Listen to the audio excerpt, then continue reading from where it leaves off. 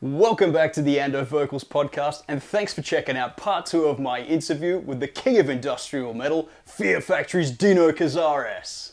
The man himself has just touched down in Australia with the Soulfly tribe, and on the very day of releasing this video, the lads are gearing up to slay the Croxton Band Room in Melbourne. Then tomorrow, tens of thousands of heavy music fans descend upon the Good Things Festival. There are limited tickets remaining in Brisbane and Sydney, but Melbourne is completely sold out, so make sure you get to the Croxton tonight.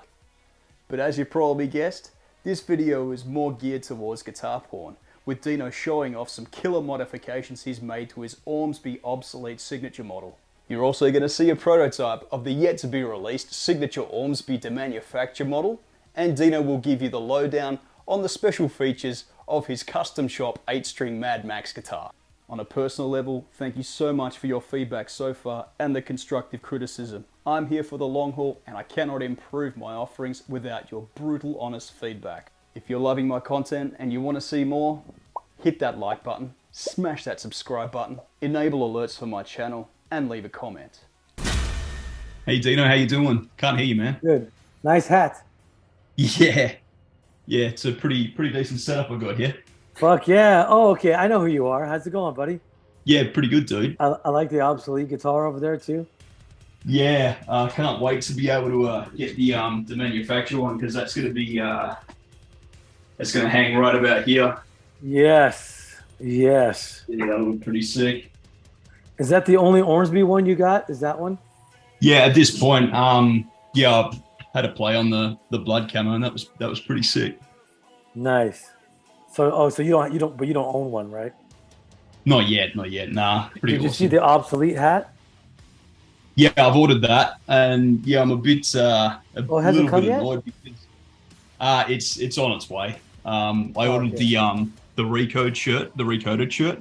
Yeah. But yeah, that's still on its way. Okay. Nice. So did you it get a chance to hear the RECODED album?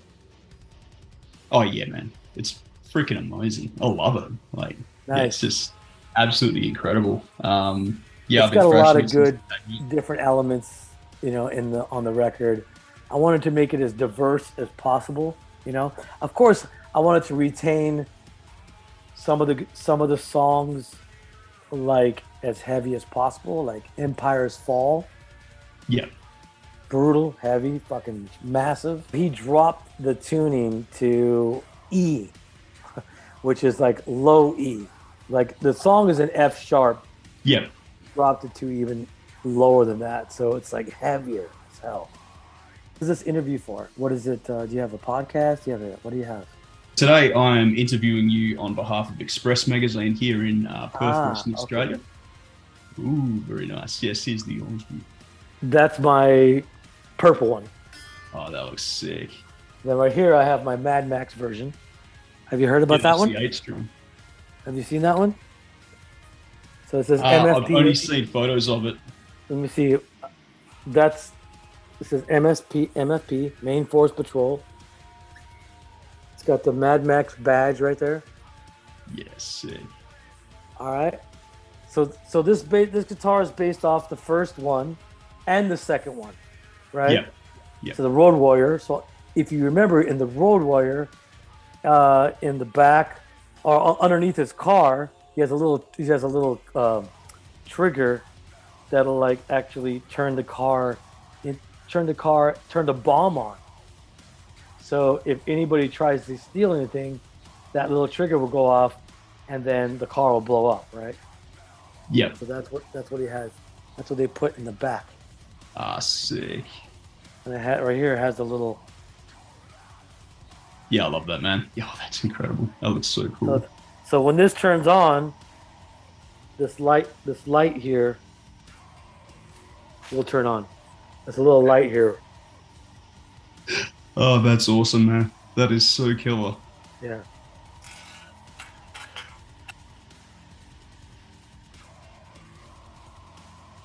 Yeah, this is the 8-string. Fucking love it. So we might as well get stuck into the questions, but Dino, first that wasn't a part of the interview? My bad, man. My bad. I've got some We questions. can talk about guitars forever. You haven't seen my version of the obsolete guitar. Oh, okay. Go on then. You want to see it? Yeah, please. That'd be amazing. I'm gonna have to leave this area for a second. You ready?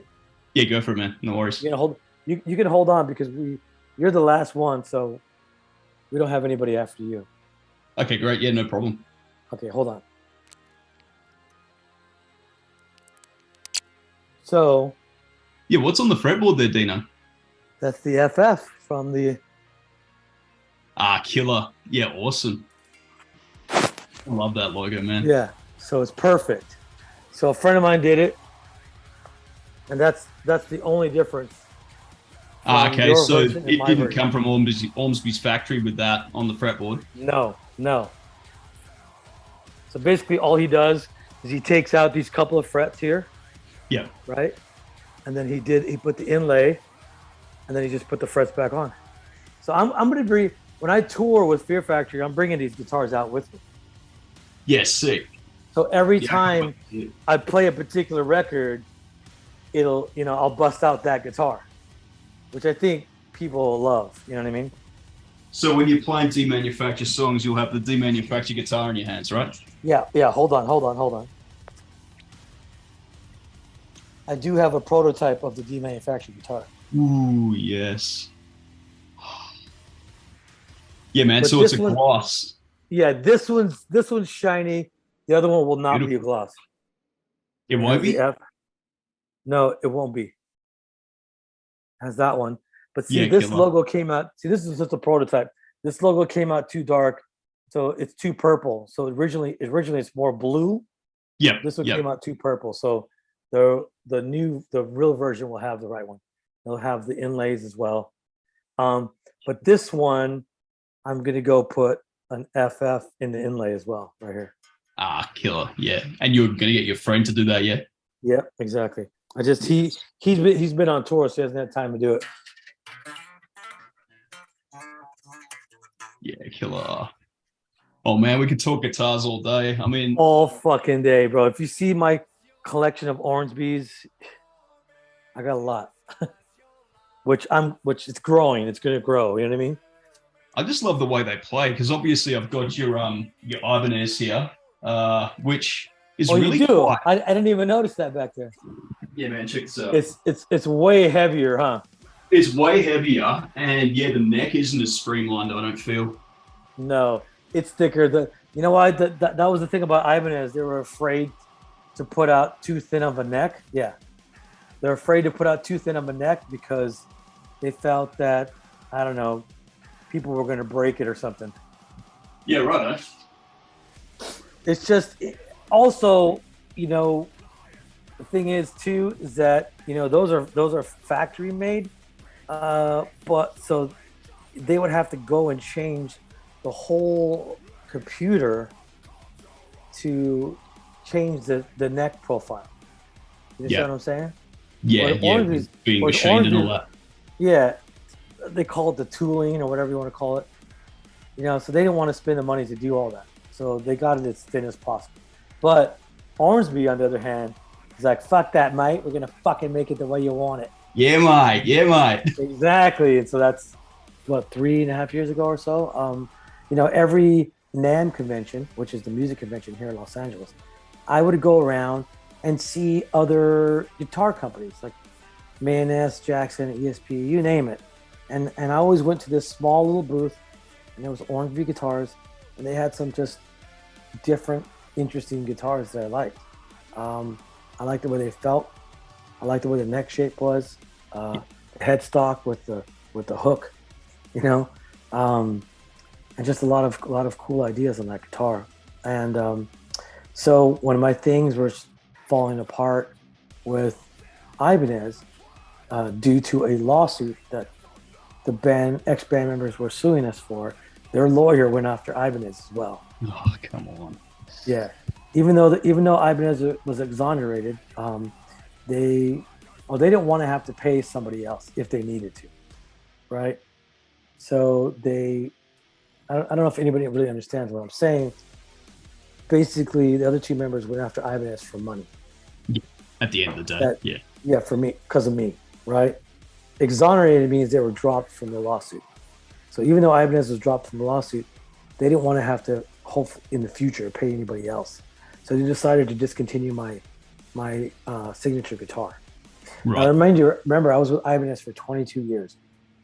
I love the company, but it was that time. It was because of the bad blood between the lawsuits.